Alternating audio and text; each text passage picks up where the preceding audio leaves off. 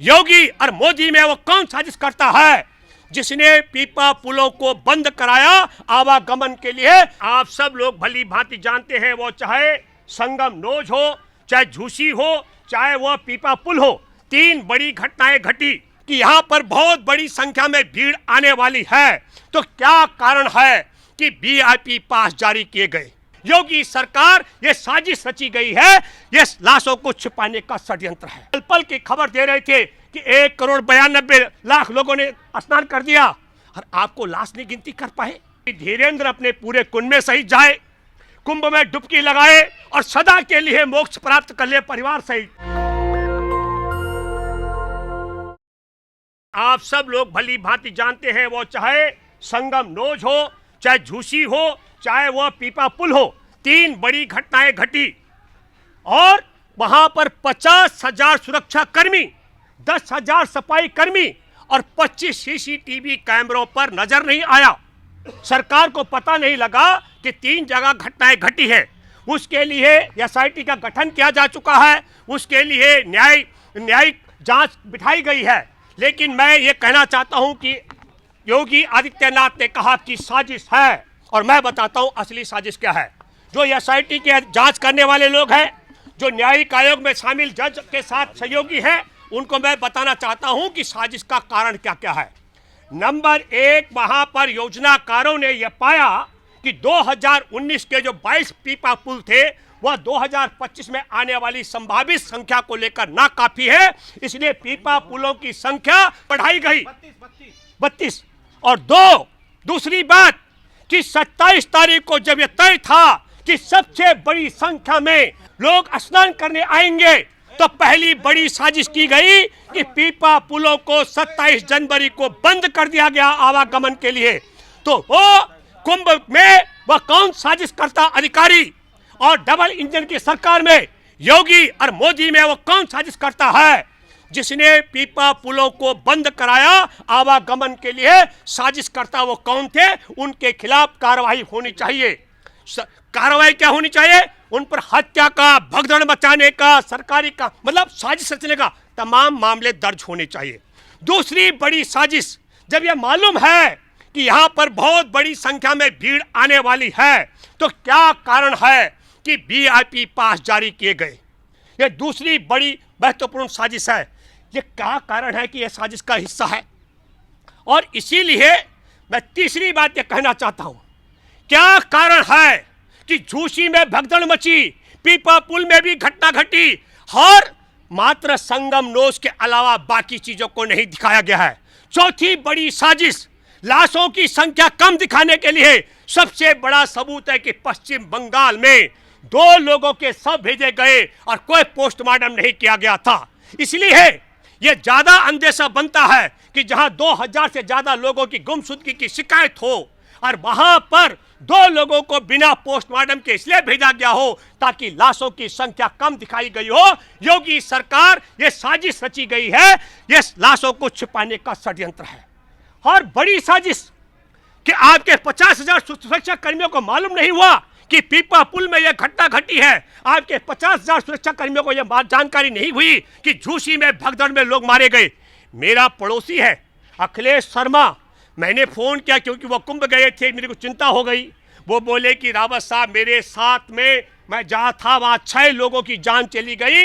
ये बात है संगम नोज से पहले की, वो जगह का नाम नहीं बता पाया। 6 लोगों की जान चली गई। उन्होंने कहा कोई टीवी अखबार ये सब नहीं दिखा रहा है। इसलिए मैं ये मानता हूं कि सबसे पहली जांच होनी चाहिए, संगम पुल के लिए बने पीपा पुलों को बंद करने का षड्यंत्र किसने किया। दूसरी महत्वपूर्ण जांच होनी चाहिए कि ये वीआईपी पासों का सिलसिला, मैं ये बात इसलिए भी कह रहा हूं दर्शकों कि जैसे ही पीपा पुल खुले उसके बाद से कोई भगदड़ नहीं मची। और एक और बड़ी बात मैं बताना चाहता हूं, हमारे देश के दावा किया जा रहा है, कम कैमरे पल पल की खबर दे रहे थे कि 1,92,00,000 लोगों ने स्नान कर दिया और आपको लाश नहीं गिनती कर पाए। और सबसे बड़ा अपमान क्या किया गया, हमारे देश के नागरिकों के साथ वहां पर 44 जो स्नान के लिए घाट थे, उन घाटों में से एक घाट का रास्ता तो दिखता था, वो था संगम की घाट का, और बाकी 43 घाटों के कोई निशान, कोई अवशेष लोगों को नहीं दिख रहे थे। वहां पर ऐसा बनाया गया था मोदी और योगी के होल्डिंग लगा करके, जैसे योगी आदित्यनाथ मठ से पैसा लगा करके कुंभ स्नान करा रहा हो, और नरेंद्र मोदी चाय बेच करके पैसा इकट्ठा करके हर कुंभ का स्नान करा रहा हो। होना क्या चाहिए था कि 43 और जो घाट थे उनके जाने के मार्ग भी देशवासियों को दिखते। वो दिखते कैसे? क्योंकि उनको छिपाने के लिए योगी और मोदी के होल्डिंग लगे हुए थे। और एक और अपमान किया गया, जो बूढ़े, महिलाएं, वृद्ध, असहाय जिनकी आस्था थी, उनकी आस्था कोई मोदी और योगी में नहीं थी, उनकी आस्था थी महाकुंभ में स्नान करने की। उनको 30 किलोमीटर तक पैदल चलाया गया, 30 किलोमीटर पैदल चलाया गया, और इनके वीआईपी गाड़ियों के काफिले से हॉर्न बजाते हुए गुजर रहे थे। 40 करोड़ लोगों का अपमान किया गया। अब आप कल्पना कीजिए, जो मुसलमान निर्धन होने के बावजूद 25,000 से ज्यादा लोगों को रोजाना सुलाने की व्यवस्था कर पाए, उनके लिए शौच की और खाने की व्यवस्था कर पाए, यदि सरकार 7,500 करोड़ रुपए बट्टे खाते लगाने की बजाय इसी तरीके से मुसलमान और अड़ोस पड़ोस में प्रयागराज में रहने वालों को आर्थिक मदद करती, तो मैं ये दावे से कह सकता था कि हमारे देश के अंदर कुंभ स्नान करने वालों को कम दिक्कतों का सामना करना पड़ता। और इसका दुष्प्रभाव क्या हो रहा है? इसका दुष्प्रभाव देखिए, आज कहा गया है कि सरकार ने एक फोन नंबर जारी कर दिया गुमशुदगी के लिए, पर मैं आपको इसका दुष्प्रभाव बताता हूं और आप सब दर्शकों से अपील करता हूं, जो जो कुंभ स्नान गए हो, वहां एक युवा साथी आदिल से मेरी बात हो रही थी। मैंने आदिल से आग्रह किया, उन्होंने कहा नहीं साहब, हम दिखाने के लिए काम नहीं कर रहे।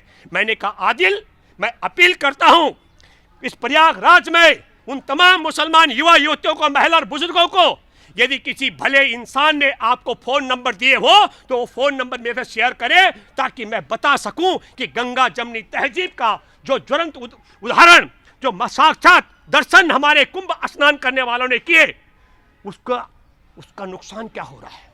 उसका नुकसान ये हो रहा है, जहां जहां मुसलमानों की संख्या कम है, मैं नरेंद्र नगर, टिहरी, गढ़वाल, उत्तराखंड का जिक्र कर रहा हूं।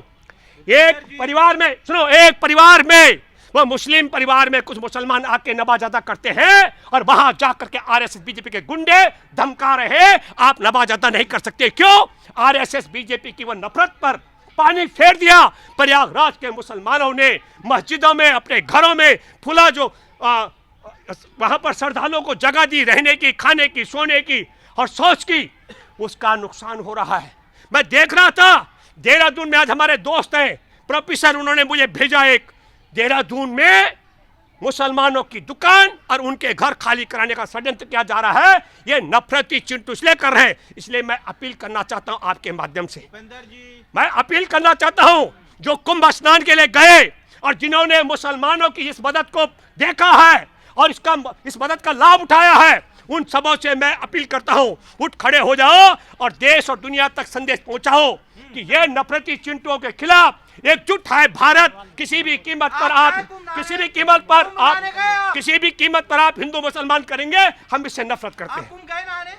मैं 2019 में कुंभ गया हूँ। अर्धकुंभ था वो। अरे एक मिनट, 144 साल बाद जो एक मिनट सुनिए, इतनी अच्छी, पहले सुनिए, बदनाम कर रहे हैं। एक सेकंड, आप जब गए नहीं तो ऐसी बातें कैसे कह रहे हैं? एक मिनट सुनिए, जब आप गए नहीं तो आप हिंदू विरोधी हैं। एक मिनट पहले सुनिए। आप क्यों नहीं गए? अरे भाई, तुम, वो एक ने कहा कि उसने कहा, क्या बोला, उसका शब्द था, अरे धीरेन्द्र कुछ कहा था, क्या मिल जाता है? मोक्ष मिल जाता है। मोक्ष।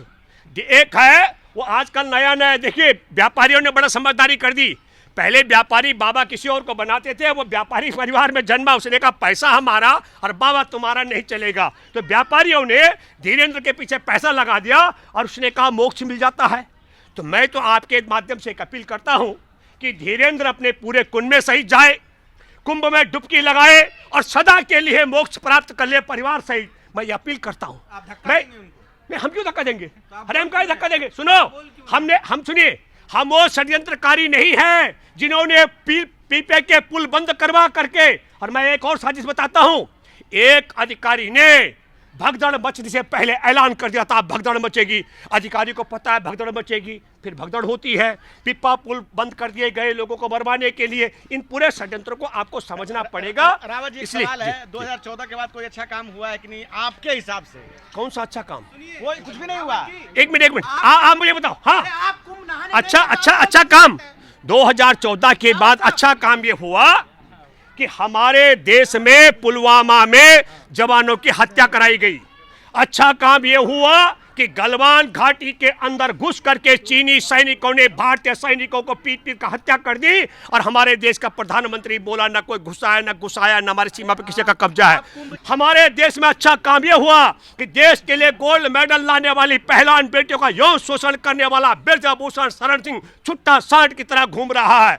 हमारे देश के अंदर अच्छा काम यह हुआ कि कुंभ में 2019 में कम खर्च होने के बावजूद कोई नुकसान नहीं हुआ और 2025 में 7,500 करोड़ रुपए के घोटाले के बाद लोगों की जान भी गई, आफत भी आई। और यही नहीं, पाकिस्तान से आके हिंदू नहा रहे हैं महाकुंभ में, आपने ये शायद नहीं देखा है। देखिए सुनिए एक मिनट। तो पाकिस्तान से नहा रहे हैं तो अमेरिका से भी हमारे देश में पैरों में बेड़ियां, हाथों में हथकड़ियां और कमर में लोहे की चेन बंद करके भी तो आ रहे हैं भैया। ये भी जरा थोड़ा देख लीजिए। नेशनल दस्तक की आपसे गुजारिश है कि अगर इसको बचाना चाहते हैं तो नेशनल दस्तक को सब्सक्राइब करने के लिए रेड कलर के सब्सक्राइब बटन को दबाएं, फिर बेल आइकन की घंटी दबाएं। नेशनल दस्तक को बचाने के लिए बहुत जरूरी है कि हर खबर को शेयर करें, लाइक करें, कमेंट जरूर करें।